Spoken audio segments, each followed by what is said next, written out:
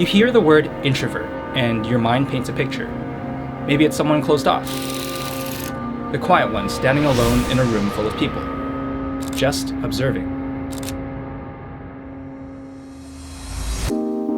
I thought I wouldn't be successful because I'd get tired easily from social interactions, or I couldn't leave a good impression because I felt too socially anxious to act charismatic. Being introverted has always felt like this hurdle that I needed to overcome, especially in an industry that relies on networking to get ahead.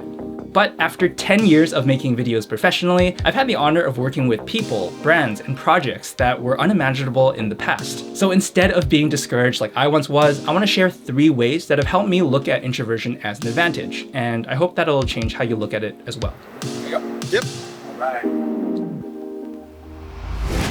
Now, in the past, I would feel the energy being drained out of my body after being around people for too long, but I didn't quite understand why. I figured it meant that I just hated talking to people, but I realized later on that that wasn't necessarily true. I just hated feeling tired after having surface-level conversations.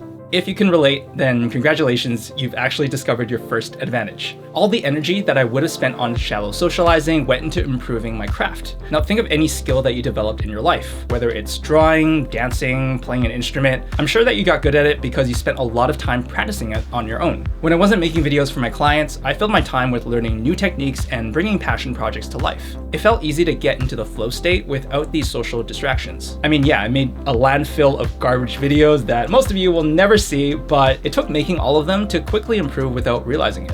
Now I have a few gems that I share publicly, and they got me noticed by awesome friends and clients. It didn't take being a social butterfly to get ahead. So if you spend your energy into your craft, I promise that the quality of your work will speak for you and spark conversations that actually feel energizing rather than exhausting.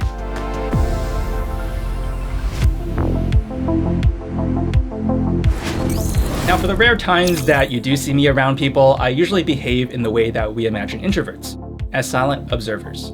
Now, it turns out this skill of observation is actually a secret weapon, especially in any creative field. Most people can probably look at a piece of creative work and tell if it's good or bad. But there's a difference between just knowing and being able to explain what elements make it good or bad. So when you spend time observing, you're more likely to develop a good eye for detail.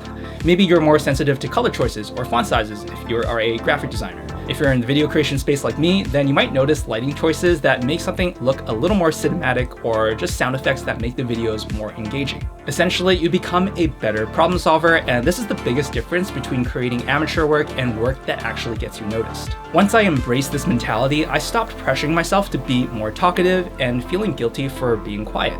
You can try taking that time to notice small things, like maybe someone has an interesting phone case, or there's a piece of decor in this cafe that's really interesting and caught your eye, and that's been my way to remain engaged without draining my energy. And if this video has provided you with a fresh perspective so far, let me know in the comments, especially if you'd like to see more content like this. When I'm not observing, it usually means someone's talking to me.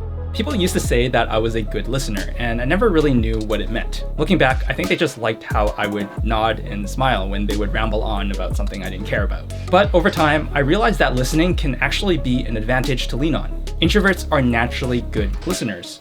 A lot of people talk for the sake of replying to a person or filling in awkward silences, and I've been guilty of this as well when I wanted to pretend to be more engaged. But when I allow myself to be silent and genuinely listen to what others are sharing, it helps me understand people better. This helps find common interests to talk about and strengthens relationships. I found this way easier than forcing myself to talk, especially when I don't like having the spotlight being on myself. Listening is especially helpful when you're meeting new people in your creative field or talking to potential clients. Now, this ties into being detail-oriented because you'll probably notice challenges your clients are facing and cater to their needs better. If you want to avoid shallow friendships or bad clients, try leaning into the quietness instead of fighting against it like I did. I used to have this weird introvert versus extrovert mentality that made it feel like there were barriers between me and other people. But as I got older, I realized that there was never this divide in the first place. We all have our strengths and weaknesses. Knowing them helps us grow, not only as creators, but as people.